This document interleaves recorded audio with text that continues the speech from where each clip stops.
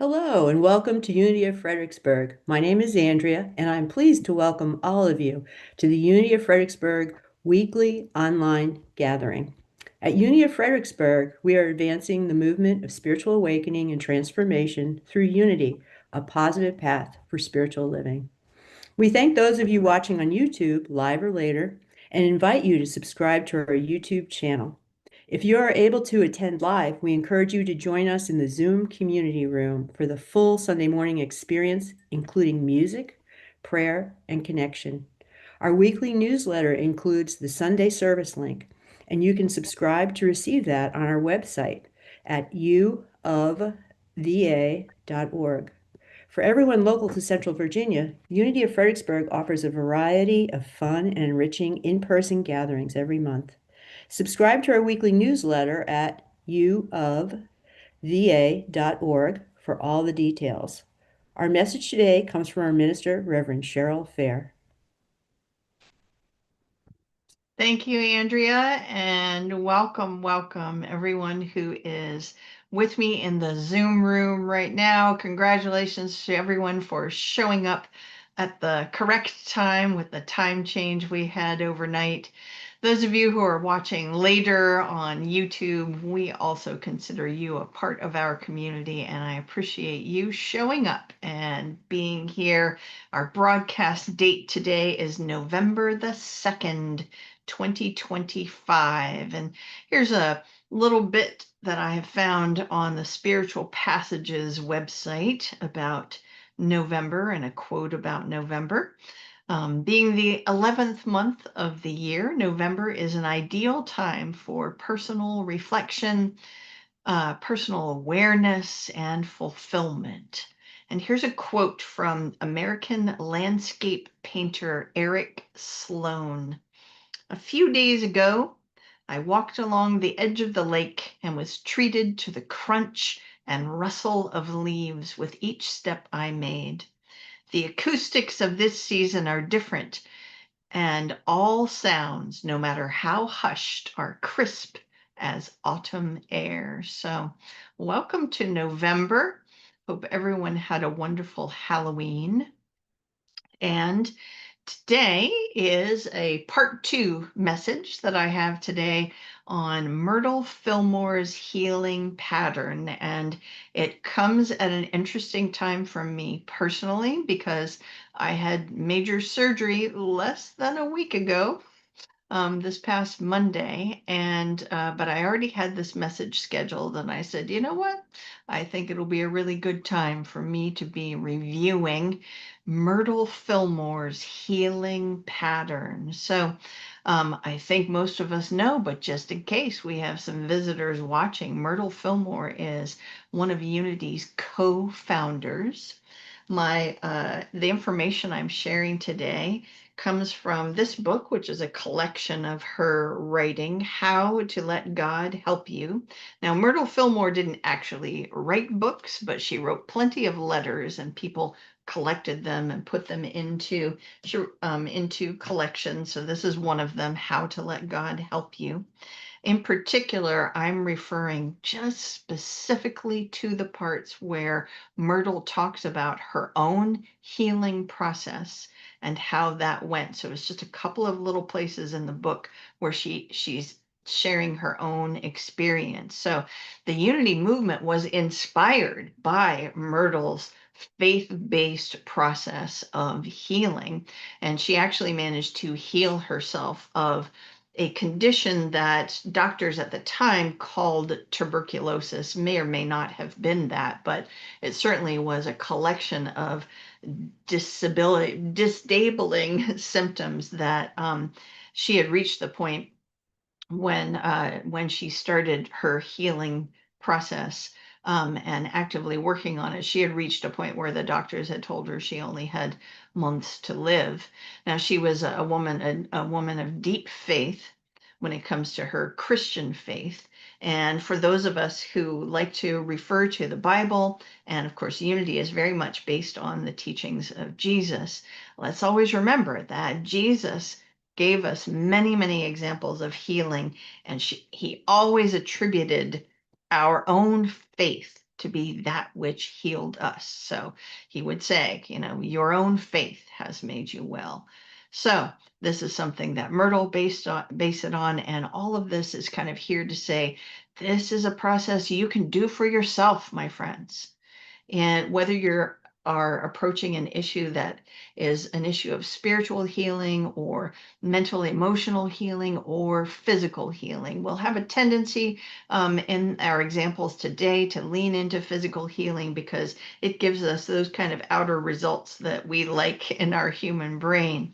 But I suggest that as we go through this today, that you have kind of an issue in your life that you have in mind so that you can kind of maybe take some notes and apply it, think about how you can apply it as we go through. So this is part 2. I want to really quickly review part 1, and how I broke these things up is I identified through, for the whole process, like 14 particular steps that Myrtle shared. So last week we did 7, today we'll do 7. So last week we talked number 1, acknowledgement. And that is getting real with ourselves about how things are going and how an issue is showing up in our lives. Sometimes when we have things show up, we're busy with our life. We just kind of push it to the side. We suck it up. We deal with it. We, skirt around it. We don't want to step up to it. In order for us to really affect healing in our lives, we have to get real. We have to acknowledge what's going on. That's the first step. And then we have to take some action. And step 2 is what I call the aha moment, seeking out an aha moment. So we don't acknowledge something and then just kind of sit and wait for the miracle to happen. We need to go and find something. Myrtle Fillmore did that. She went out to a lecture and she found her aha moment. She walked out of that with what is step 3, an affirmation. And her affirmation, and it's in the language of her time, was, I am a child of God, and therefore I do not inherit sickness. Now, that's in her language of the time, but this basically is the seed of Unity's principles 1 and 2, which essentially, I'm going to use the short version because I only have so much time to talk today, is God is and I am. So God is present in every cell of my body, in every thought in my consciousness, and I am the expression of the divine at the point of me. And that's essentially what Myrtle came out with her affirmation. You can choose an affirmation that works for you. The affirmation that I am using this week is the same affirmation that I used 10 years ago when I was in a car accident. My affirmation is miraculous healing is taking place right now. And so just so you know, that's kind of where I'm operating from moment to moment as I go through my week. Step 4 is talking to the body. And Myrtle talked about talking to the body, encouraging, being grateful for, praising the body. And if your issue is something outside of that, give yourself credit for all that you are doing. Give yourself credit for every worst day of your life that you showed up and made it through and you're still here. So it's all about the self-talk. Step 5 was really important. It's a nuanced one. It's forgiveness. There's almost always an aspect of forgiveness present in a healing process. So this can be forgiving yourself, forgiving others, or offering apologies to the body for things that have happened. I'm so sorry this happened to you. You are a wondrous and productive body, and I see you whole and perfect. All right. Step 6 sounds similar to step 4. It's about self-talk, but it's about minding your words and your thoughts because we all have patterns. We all have patterns of how we show up with things. So notice, do you have a negative pattern around something? Do you have the I never get this right. This is never going to work out. Oh, my bum knee. Or commonly held beliefs that we're carrying around, like Well, it's springtime. I'm going to get allergies. I always do. Everyone says you're going to. So it's being mindful of that and working to notice those and amend those patterns. And we closed out last week with step 7, which is the golden rule to love yourself just as so. And you're dealing with a personal healing issue, so think about how you show up for others, how much effort you put into showing up for others, to caring for them, helping them with what they need, to provide yourself with that same level of love and care. So that's what we did last week. Now we're ready to move on to the next step. I'll call it step 8 because it's part of a longer arc, and it is patience and perseverance. Nobody's surprised to hear that one, right? Particularly when you're dealing with the human body. We can change our mind, we can change our thoughts, and sometimes it takes the body a while to catch up, and it takes the body time to heal. I have a quote here from Myrtle. Let me find it for you. She talks a number of times about the patience and persistence that she had to practice in order to get through her process of healing. Here she is saying, I will say that in those early days, I hardly knew just what was taking place as the healings were accomplished. I only know that my experience was much like that of the blind man whom Jesus healed. And she quotes the Bible, John 9:25, whereas I was blind, now I see. So she talks about how much patience it took. Now, it took Myrtle 2 years of persistent prayer and practice. So just hear that, my friends. And there are many times in our lives we have issues that we've been carrying, say, since childhood. Let's say it's an issue of the heart. We may have been carrying that for decades. Things take time, it comes up, we work on it, it kind of goes dormant again. But patience and persistence is so key for us, so that we can address these healing opportunities. Um, I encourage you, when it comes to patience and perseverance, to call upon your 12 powers. We talked about those for the entire third quarter of this year. So you can use those. You can adjust your affirmations as you go through your process. Don't get down on yourself if things are taking a long time. It's okay. Just keep at it. So, in particular, I like to look at the powers of faith when it comes to patience and perseverance. Faith is actually is expressed as patience because, of course, if we have faith that good is present in every circumstance and good is there for us to find and discover, then we can be patient. If we're not seeing it right now, we have the faith to be patient. So claim your patience. Of course, claim your power of strength. All right, your power of strength is that which helps you to hold steady to what you believe is true, despite whatever storms are blowing. You can hold steady. And I really have been liking last week and this week, I'm really liking the power of willingness, the willingness to be patient, the willingness to persevere. All right.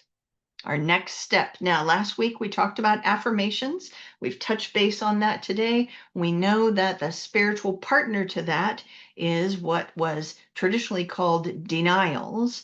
And these days I have a tendency to call it intentional release. So this is patterns as we notice our patterns, right?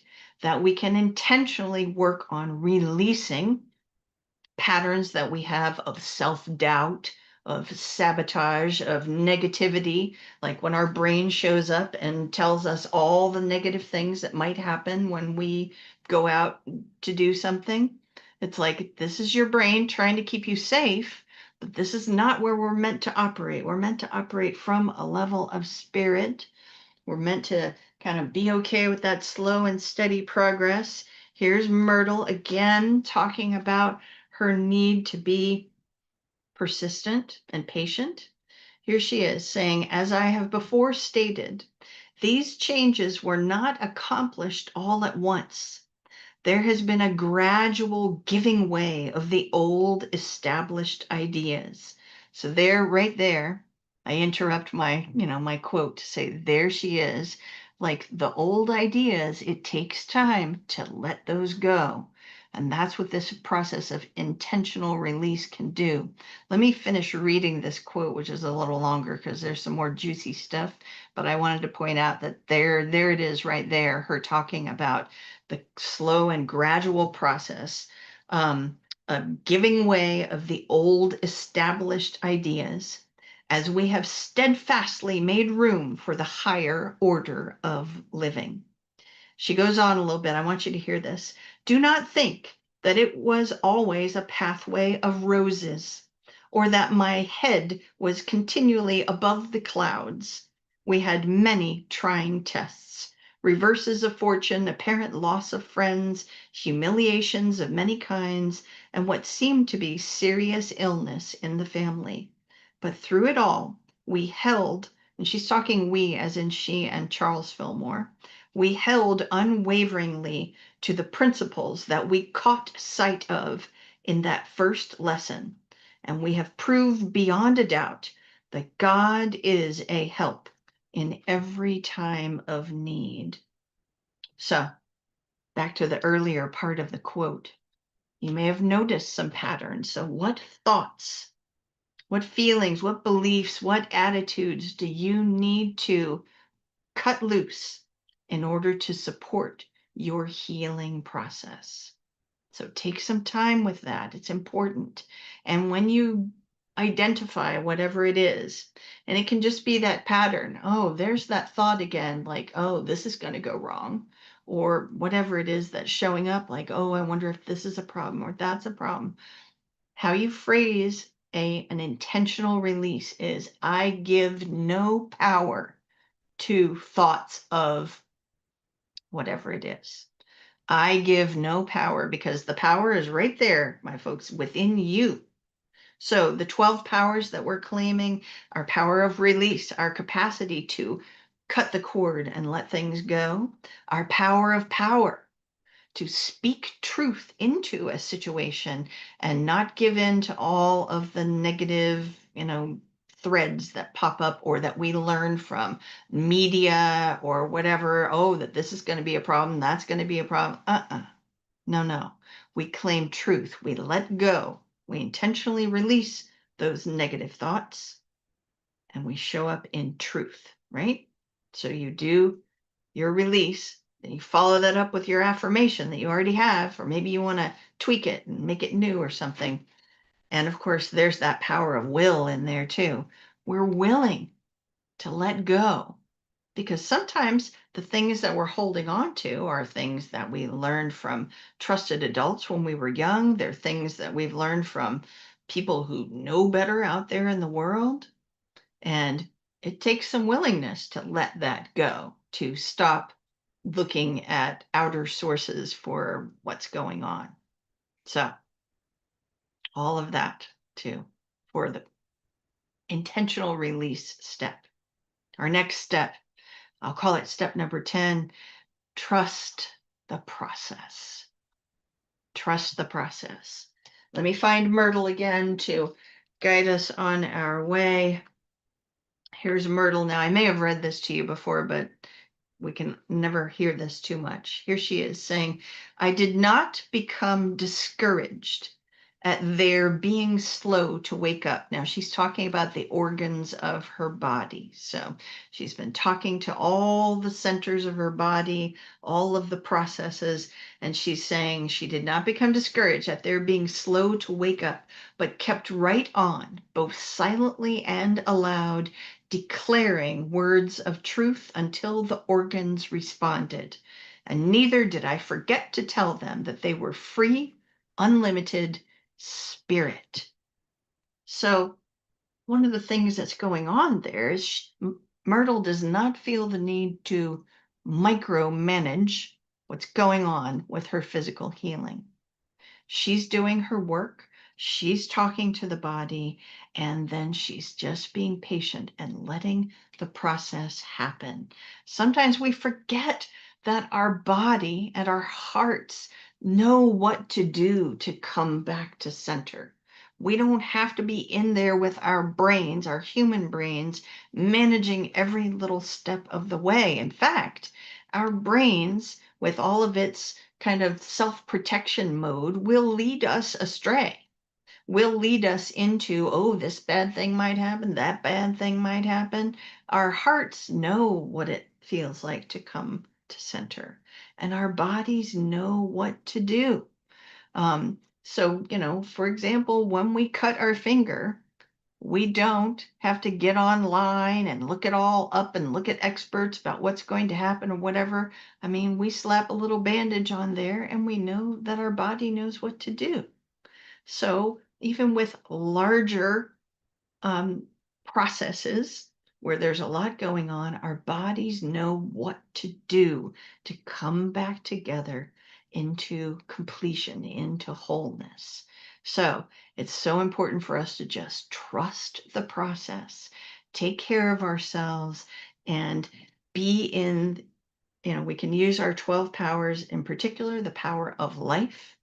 So that power that shows up in your cut finger and mends it without you having to do anything is the power of life being active in all those cells that know what they're there to do and come back together to do that perfectly.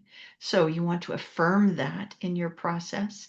And also our power of understanding, spiritual understanding of trusting the process and not feeling like we have to push it or manage it or anything like that.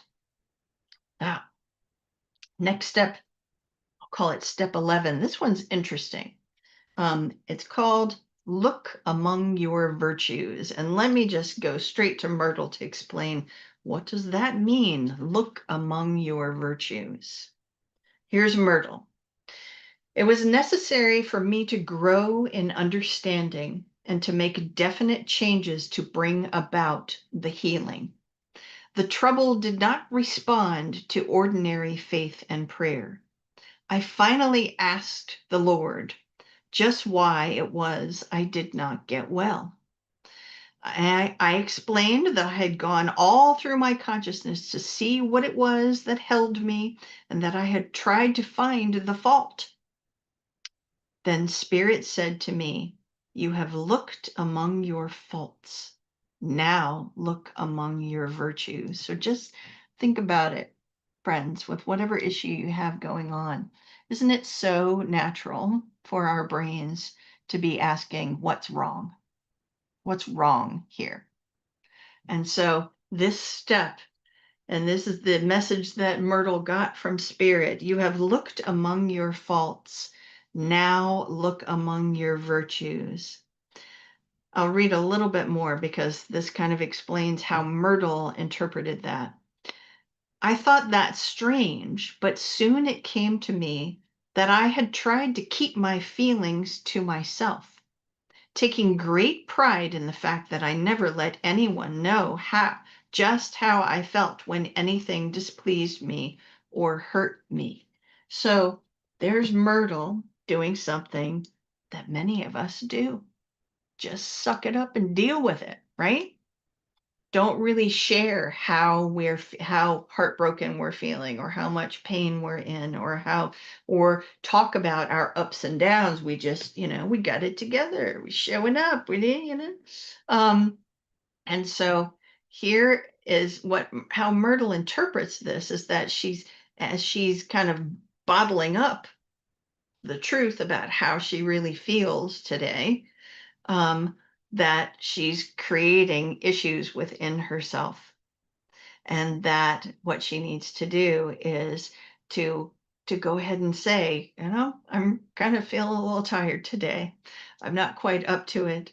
To express what's really going on and to uh, basically take care of herself. So it's interesting how she interprets it and how it shows up. I'm a little confused with it at this moment as I'm talking about it, but we do understand. I think it's clear that our tendency to look for what's wrong, and instead this is a message to say, look for what's right. Look for what all the things that the body is doing wonderfully. Look for all the things that are going well in your day, in your life. Look within and acknowledge the divine qualities that you have that are showing up. So ask yourself, how can I support myself? How can I support myself rather than sucking it up and dealing with it? What can I do in the way of self-care and the way of support to encourage my healing process? So the 12 powers that come to mind for me with this, again, the power of power, because we're speaking truth rather than putting on a brave face, like we're inclined to do in our human life, and also our power of wisdom, to really tap into our wisdom, our power of wisdom, our spiritual wisdom that says, why don't you sit down and take a break? Or maybe you need some time on your own, or how about some time in nature, or whatever it is that would be wise for you. All right, I want to keep moving quickly here because, as usual, I'm running out of time. So, the next step is to really look at your relationship with outcomes. All right, so outcomes really have to do with our human brains, our human expectations, right? So for many of us, setting a goal for what we're going to have at a certain time can be encouraging, but for other people, and if we look closely at ourselves, attachment to having a certain condition at a certain time, being in a certain place at a certain time, shows up as limitations of possibilities. And our human brains, we want certain outcomes, like, oh, that other person got that outcome, I want this outcome. Then we're comparing ourselves with other people. We're all about the product and not about the process.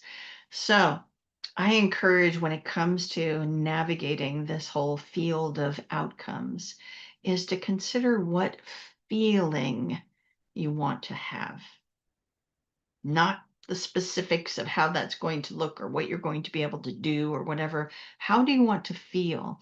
And ask yourself some questions. Do you have an attachment to a particular outcome? Are those ideas about that outcome your own, or have you gotten them from other people?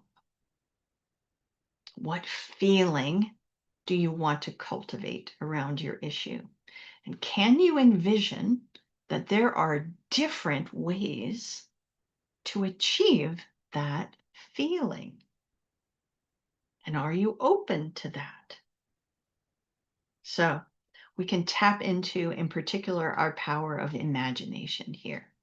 Claiming imagination, because spirit knows there are infinite ways for you to achieve feeling whatever it is, the feeling it is that you want. Our brain is going to immediately start planning out, we're going to do this, but spirit knows there are infinite ways of arriving at a particular feeling. So the encouragement here is to tap into our power of wisdom, our power of imagination, so that we can know that there are infinite ways of arriving at feeling whatever it is you want to feel. So this is, all of these steps today are really around kind of troubleshooting. Step 13 in particular, we want to address messages we've received from the outer world, all right, that might be interfering with your personal process. So things other people say about how you're doing, what you're doing, how you look today, whatever. This can be very interfering to you. You need to be aware of it. um, Things society says. Let's say you're taking in things on social media or you're watching television or something like that. You can take in messages, your human brain go, oh, yeah, we ought to, it's like, All of this is interference to your personal process, comparing yourselves to others, judging yourself or judging others. So this is a kind of a layer that you kind of a tidy up layer you need to do on a regular basis with your issue, whatever issue you have going on, and you can claim your power of order, right? Knowing from a spiritual space what is the next best step. Quieting all of that noise from the outer world, claiming divine order within yourself. And of course, you can also partner with your power of strength. We've already talked about that. Your power of will, which seems to be my favorite. Are you willing to just, as Jesus said, go into your closet and close the door to all of that and do this process yourself? Our last step, and it's a step that just, hums with energy, of course, is gratitude.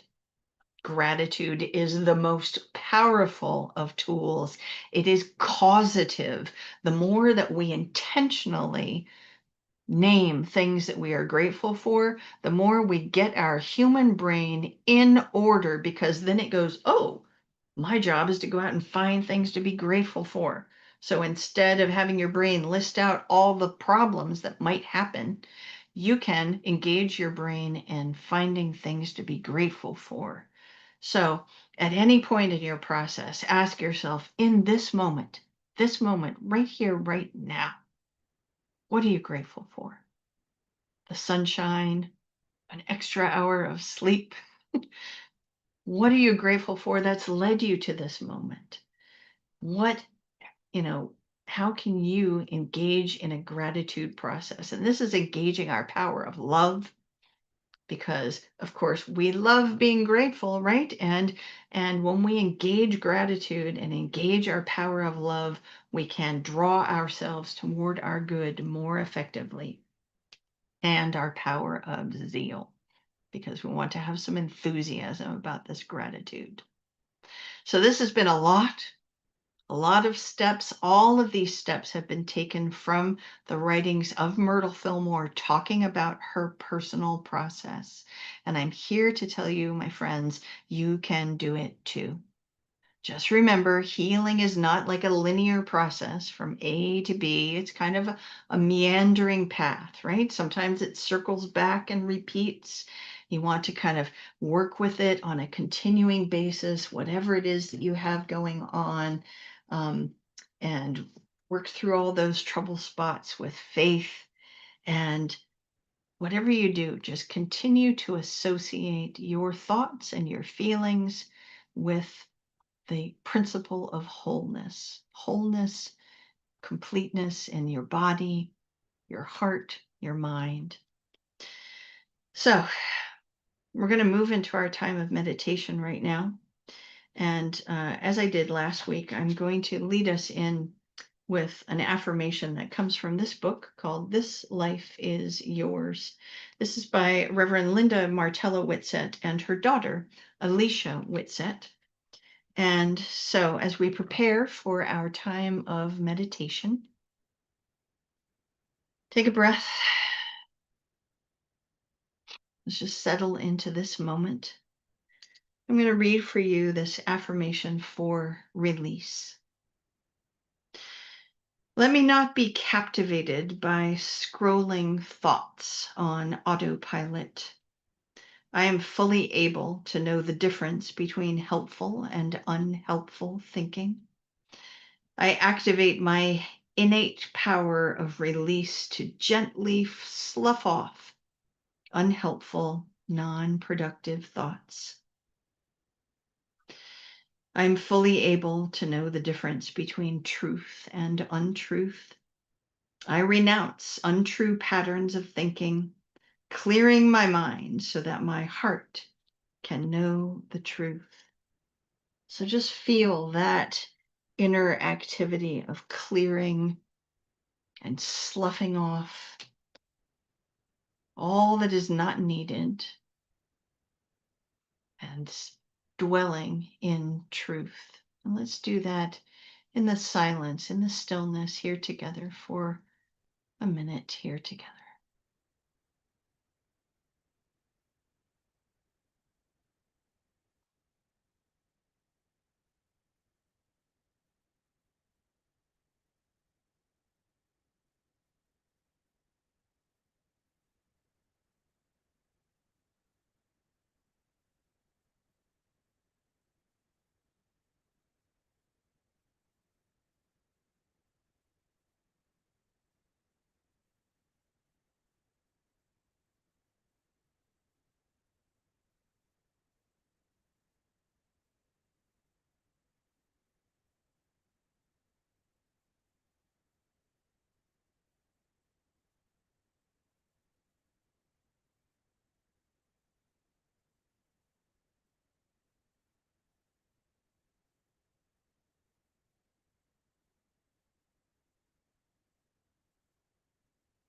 And as we begin to bring our attention back to this moment, right here, right now, feeling that ongoing spiritual activity of setting free anything that is not ours to do, not ours to know, not ours to feel in this moment.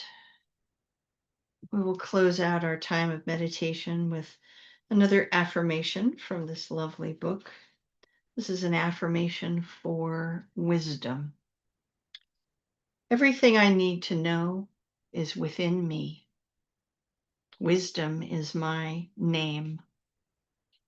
My list of pluses and minuses, pros and cons, or this or that's, are tempered by the whisper of wisdom. I judge only what is right for me. I rely upon the wisdom in my body, a non-physical but sensed intelligence. I trust my gut. I am intuitive. In this moment, I know my next step. Next moment, I will know my next step. And we're going to close with an affirmation, my friends. I'm going to put my hand right on my heart space, which is how I like to do it, so that the affirmation is anchored in the heart and in the body. Here it is. Healing is my process, and wholeness is my nature. Say it with me. Healing is my process, and wholeness is my nature. Let's do it one more time. Really give it some energy, all right? Healing is my process. Wholeness is my nature. So it is. Thank you so much for being here. I'm going to hand it back now to our friend Andrea to close out our YouTube broadcast. Thanks for watching the weekly broadcast from Unity of Fredericksburg. Visit our website, uofva.org, to learn more about our mission of spiritual awakening and transformation, and support our ministry with your financial donation.